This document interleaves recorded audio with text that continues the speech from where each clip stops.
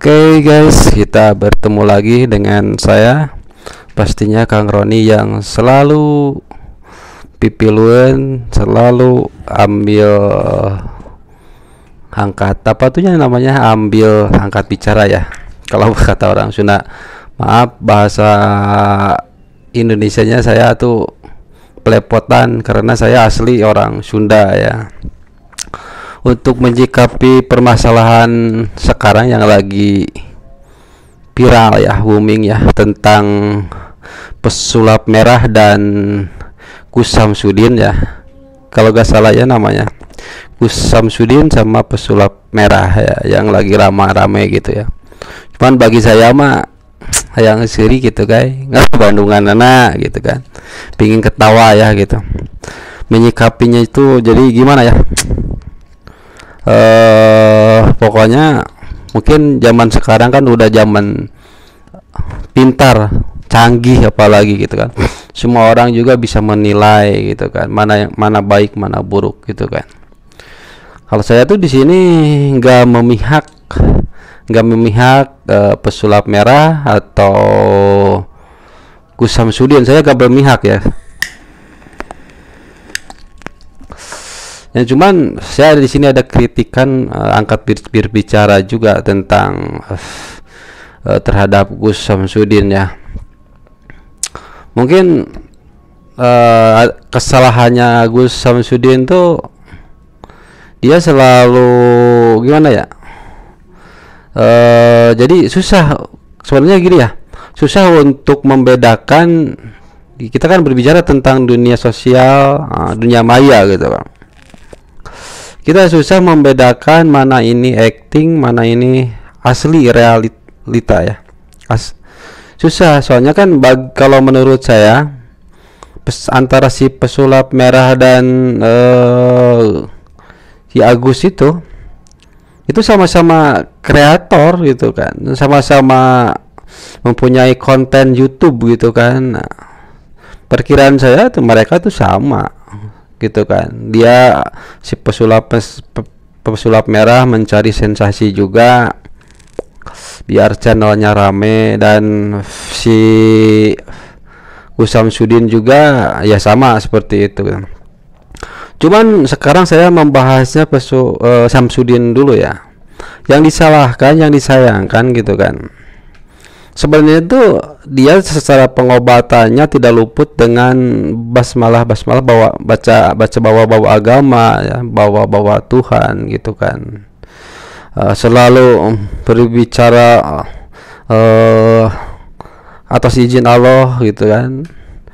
Bismillahnya juga, sholawatnya juga bagus gitu kan. Oke gitu kan. Cuman alangkah bagusnya kalau untuk andai kata itu konten, buat konten, lebih baik kayaknya tuh digantilah bahasanya. Kalau ayat-ayat Allah itu sebisa mungkin jangan sampai dikomersilkan gitu kan, jangan sampai dijual dibelikan. Kalau kesannya seperti itu, sama juga dengan tukang obat yang di pinggir jalan yang selalu berbicara Allahu Akbar, Subhanallah, jadi apalah, jadi inilah tungtungnya kan jualan batu ali. Kalau untuk jualan batu ali di saya juga banyak nih, banyak di sini juga tuh segini tuh banyak gitu kan. Kalau untuk jualan benda-benda gini juga banyak gitu kan.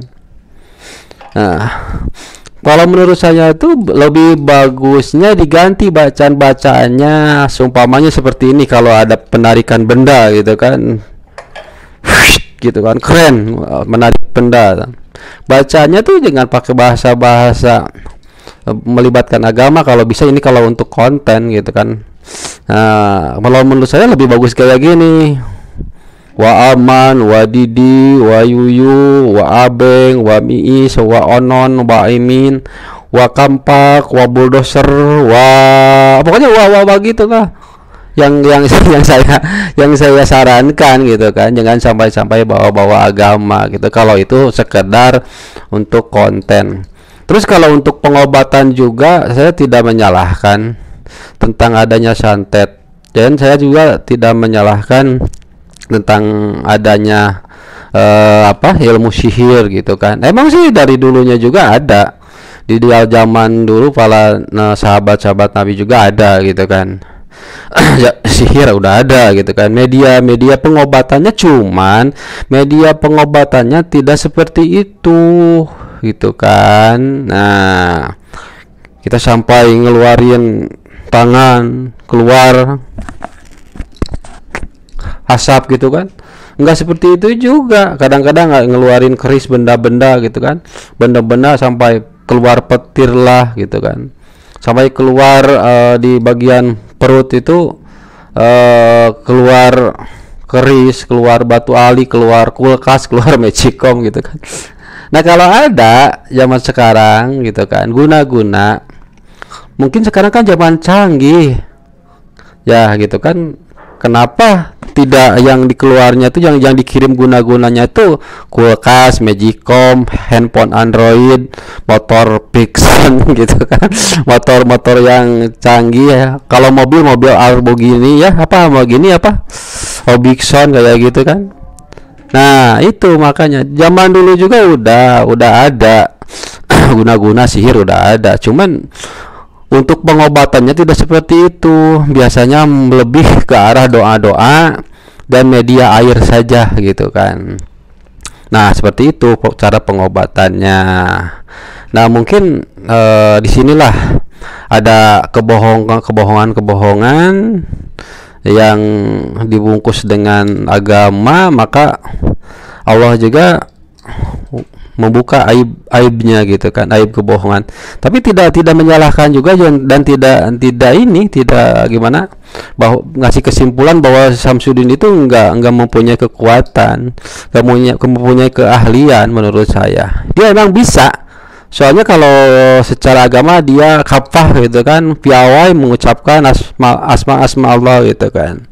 Mungkin dia itu terlalu dilebih-lebihkan biar orang-orang semakin percaya dan semakin yakin dengan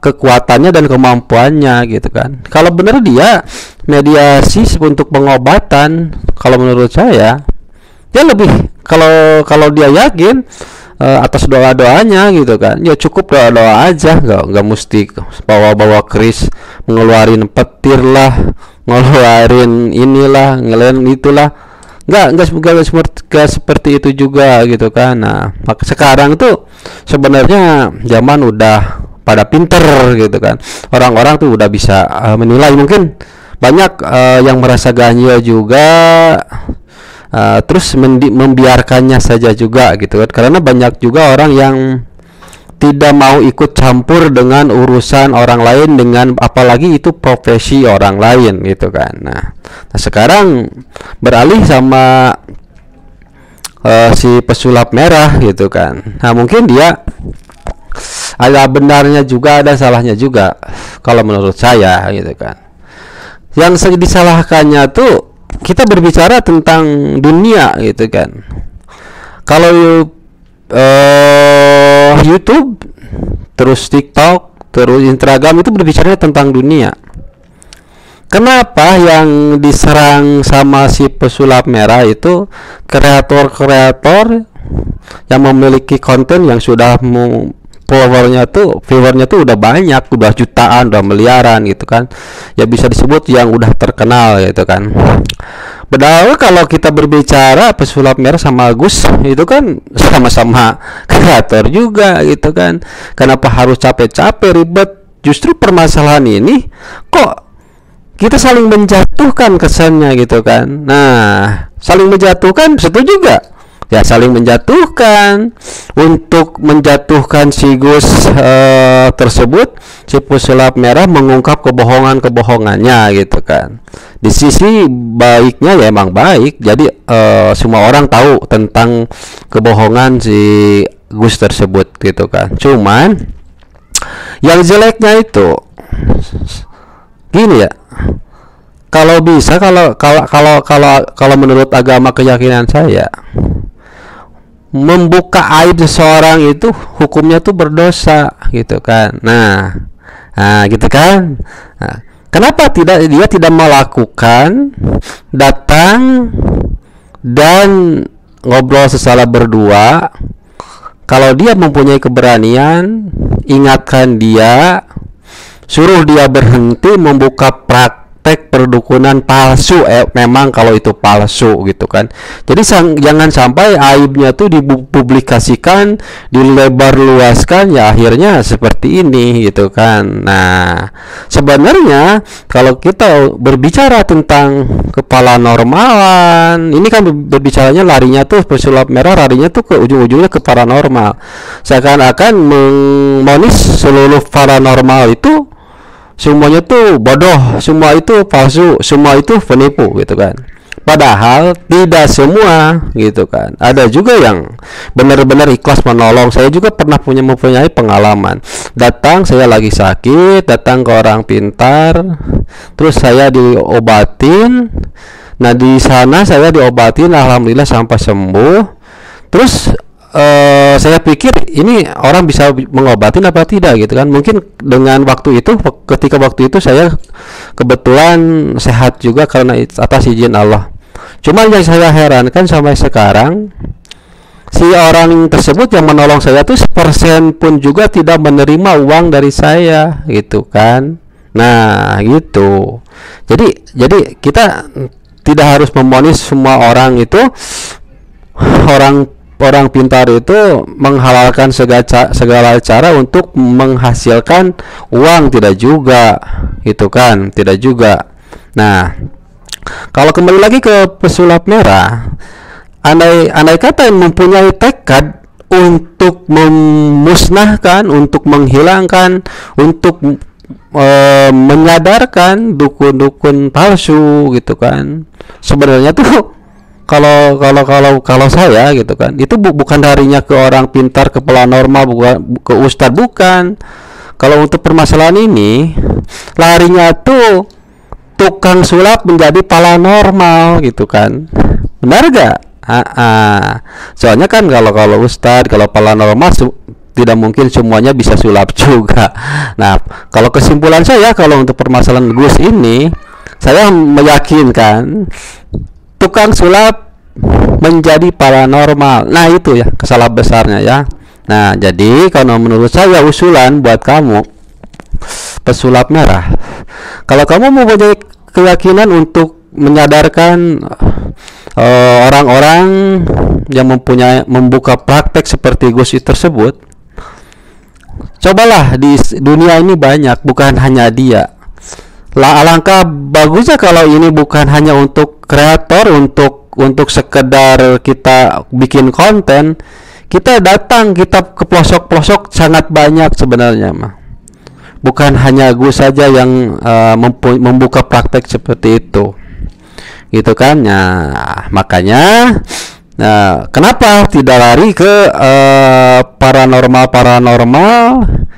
yang kecil-kecilan, yang namanya tidak ada di sosial media gitu kan. Malah larinya tuh kalau saya ingat, kalau saya lihat, kalau saya perhatikan, kok larinya tuh ke paranormal yang mempunyai channel juga, yang udah terkenal juga.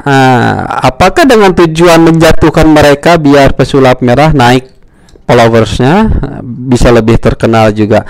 Saran dari saya ya, memang bagus itu langkah si pesulap merah, cuman lebih alangkah bagusnya datanglah ke pelosok-pelosok paranormal yang tidak dikenal, paranormal yang tidak sama sekali mengenal dunia sosial, yang tidak ada bikin-bikin video seperti diangkat ke channel YouTube-nya, apalagi ke TikTok-nya gitu kan. Nah, cobalah. Bagus, saya dukung, lanjutkan gitu kan.